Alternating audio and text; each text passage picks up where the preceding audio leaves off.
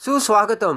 ठरलं तर मग मालिकेच्या आजच्या भागामध्ये आता रडतच त्याच्या बेडरूममध्ये अर्जुन आता सायलीला चैतन्य हा कसा साक्षीच्या मिठीत होता याची सर्व हकीकत सांगत असतो. रडतच अर्जुन म्हणतो की लहानपणापासून चैतन्य आणि मी मित्र आहे आणि मी प्रत्येक गोष्ट आता चैतन्यसोबत शेअर केली. अर्जुन म्हणतो की आज या फ्रॉड मुलीमुळे माझा मित्र माझ्यापासून दुरावलाय.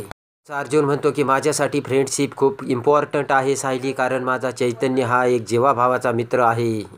अर्जुन म्हणतो की चैतन्य हा फक्त माझा मित्रच नव्हता तर मी त्याला भावासारखा जपत होतो आणि तो माझा भाऊ सुद्धा होता. तर आता मी चैतन्यासाठी काय करू मी सायली, असे अर्जुन सायलीला विचारतो. मी चैतन्यावर विश्वास ठेवत गेलो आणि चैतन्य माझ्यासोबत खोटंच वागत राहिला.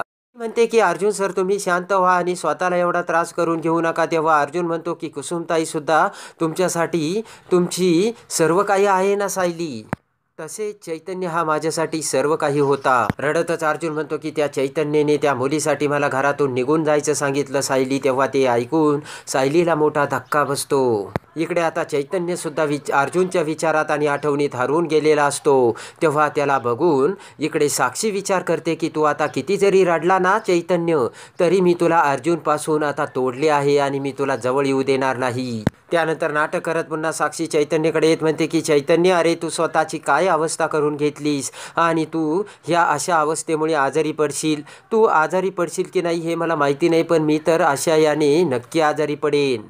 साक्षी म्हणते की अरे चैतन्य, अर्जुन तुझा मित्र आहे की नाही हे मला माहिती नाही, पण प्रत्येक गोष्ट ही अर्जुन तुझ्याकडे केसच्या फिल्टरने बघत असतो. तर आता इकडे अर्जुन रडत असतो. इकडे आता सायली अर्जुनला म्हणते की मी तुम्हाला रडू नका असे म्हणणार नाही अर्जुन सर, तुम्ही उलटं रडून मोकळे व्हा आणि मनातलं सर्व बाहेर काढा. तर सायली म्हणते की यातून मार्ग कसा काढायचा याची दिशा तुम्हाला नक्की मिळेल अर्जुन सर, पण मला वाटतं तुम्ही एकदा चैतन्य सरांशी बोलायला हवं.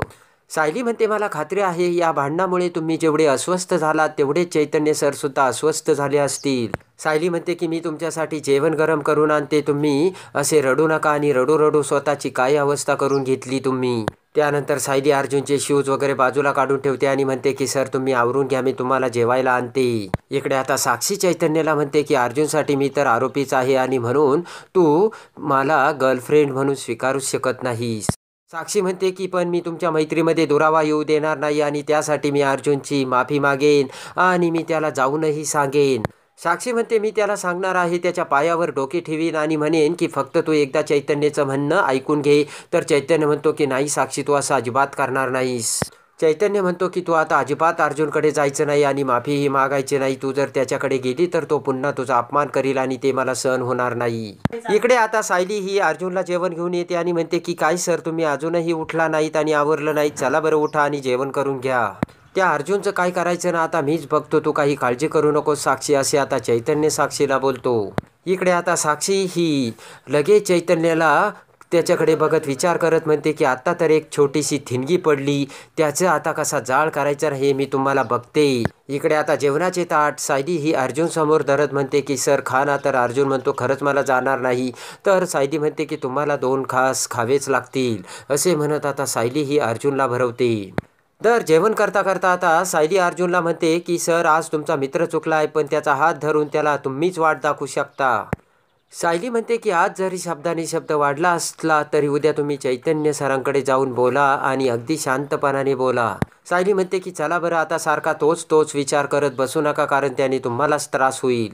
त्यानंतर आता सायली ही अर्जुनला जेव घालते आणि मी आलेच, तुम्ही शांत झोपा असे म्हणत आता सायली तेथून निघून जाते. तर आता सायली ही अर्जुनच्या अंगावर कंबल टाकते. तर अर्जुन हा चैतन्याचाच विचार करत असतो आणि सायली ही अर्जुनकडे बघत असते. त्यानंतर सायली ही आता अर्जुनच्या डोक्यावर हात ठेवत म्हणते की सर तुम्ही अजूनही तोच विचार करताय आणि आता सगळं संपलंय असंच तुम्हाला वाटतं ना. सायली म्हणते की जोपर्यंत तुम्ही असा विचार करत राहाल तोपर्यंत तुम्हाला मार्ग सापडणार नाही. आणि जेव्हा मधुभाऊला जेलमध्ये घेऊन गेले होते ना तेव्हा माझी सुद्धा अशीच अवस्था झाली होती. सायली म्हणते की तुम्ही काही काळजी करू नका, चैतन्य सरांना नक्कीच जाणीव होईल की ते चुकीचे वागलेत म्हणून. तर आता अर्जुनच्या डोळ्यातून पाणी येते. तर सायली विचार करते की चैतन्य सर असे का वागले असतील आणि त्यांच्यामुळे अर्जुन सरांना किती त्रास होतो हे त्यांना कळलं का असेल. सायली म्हणते की दिव्या आई प्लीज हे भांडण तू वाढू देऊ नकोस. इकडे आता रविराज आणि नागराज हे गार्डनमध्ये बसलेले असतात. तर रविराजांनी आता गुरुजींना कॉल केलेला असतो. रविराज म्हणतात की हे बघा, मुहूर्त मला लवकरात लवकर काढायला पाहिजे. तर गुरुजी म्हणतात की उद्याचा मुहूर्त आहे, त्यानंतर 3 महिने मुहूर्त नाही. तर रविराज म्हणतात की काय बोलताय गुरुजी. तर गुरुजी म्हणतात हो. तर लगेच सुमन ही रविराजला खुणावते आणि रविराज म्हणतो की ठीक आहे, मग आम्ही उद्याच तन्वीचा साखरपुडा करू. रविराज म्हणतो की जे काही सामान लागणार आहे ना, त्याची मला लिस्ट पाठवा, आम्ही सर्व काही अरेंज करून ठेवतो. त्यानंतर फोन ठेवत रविराज तन्वीला म्हणतो की बाळा, उद्या आपण तुझा संध्याकाळी विपुल सोबत साखरपुडा करतोय, तू खुश आहेस ना बाळा.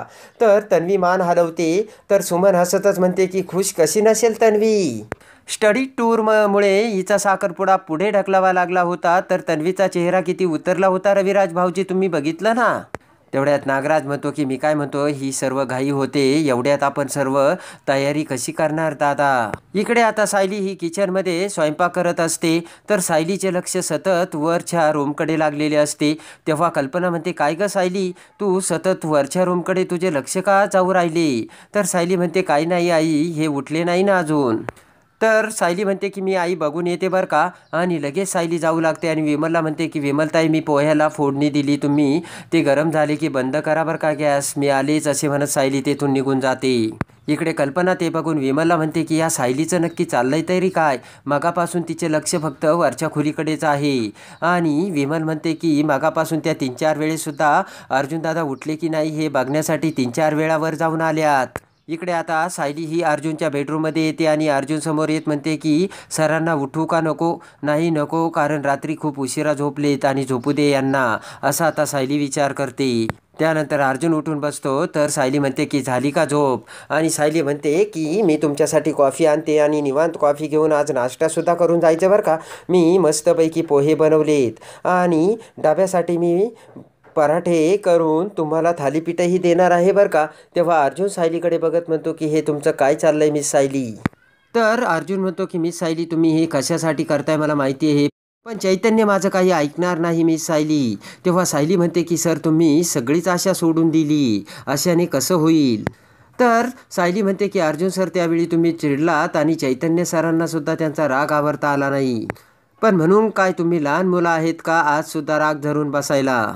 सायली म्हणते की पण आज त्यांना सुद्धा त्यांची चूक निस्तरायला आणि चूक लक्षात यायला वेळ मिळाला असेल, त्यामुळे आज तुमच्याशी ते अगदी व्यवस्थित वागतील, असे आता सायली अर्जुनला सांगते.